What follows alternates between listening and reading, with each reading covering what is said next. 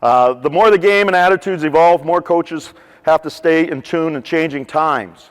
That's sort of what, that's the greatest gift that Scotty Bowman, who's probably the greatest coach to ever coach our sport, his records will, there's maybe one person that has a chance of breaking his records, and it might be Mike Babcock. But Scotty Bowman, if you think about it, he's got as many wins that you have to get 50 wins for, what, 22, 23 years straight? That's a long time. And so he always stayed current, and that was how he evolved. Players today ask why, and you got to know why. That's part of their DNA. You know, before when I was growing up, and the coach would say something, no matter no matter what he said, I'd do it. That's the way I was wired, and I never asked why. Kids now ask why. They always do. It's not disrespectful. They just know more. They've had more chances to look at things, go online, find out about stuff. One thing that I think is really essential for coaches now is to read between the lines. Okay, reading between the lines and asking questions. Who's asking the questions? Is it the player? Is it the family? Is it the agent?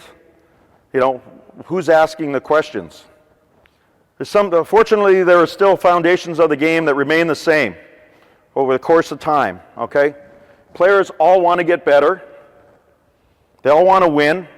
And really, who doesn't want to win? That's what if you're a competitive person, you want to win. They want to be a part of something special. Inclusion into something special is one of the greatest human needs. That's a need that we all have. You want to be, there's not a person here in this room can say, no, I don't want to be included in anything. All right? Love is very powerful, and that's inclusion. They want structure and rules. Even if they say they don't want structure and rules, they want structure and rules. Okay? I'm going to a team that wants structure and rules. They're crying for it. They want structure and rules. They want accountability. They want accountability in terms of ice time and why guys are getting ice time, why they're not getting ice time. They want some form of accountability, and I'm doing that in many different forms. For me, in accountability, obviously we'll show tape like everybody does. We'll talk to the player.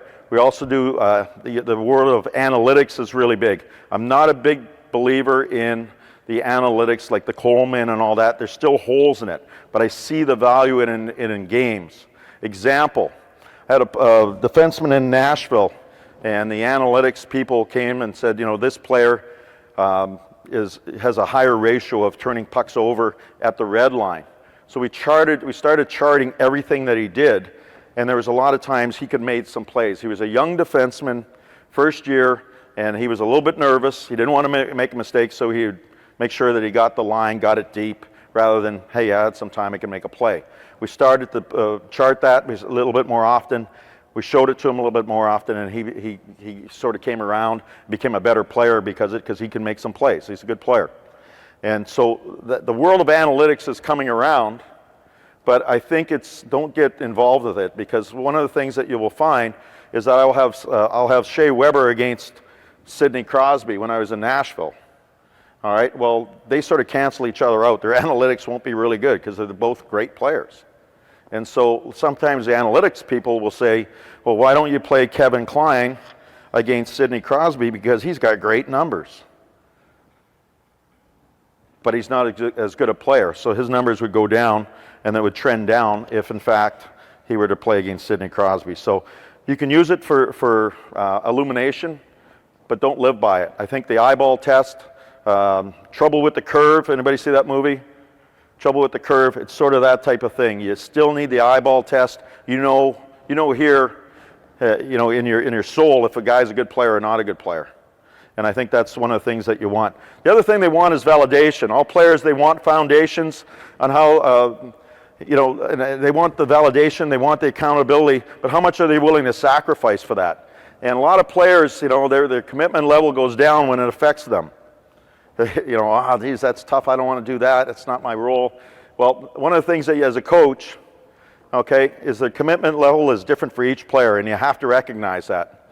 Good example, I've got Brooks Lake, who is, if anybody knows Brooks, he's a tremendous, dedicated athlete in Washington. I got the chance to meet him. He's from Regina, Saskatchewan, and I went down to see him, and he's focused. He's focused, really hardwired that way to be the best that he can be. I have other players, I'll say like Alex Ovechkin. I mean, he's a gifted player, but he's not wired like Brooks Lake. Okay, so I have to come to grips with that. But so does Ovechkin, and Brooks Lake will have to come to grips with that. They're not hardwired the same. Okay, so they have to make them understand that a little bit.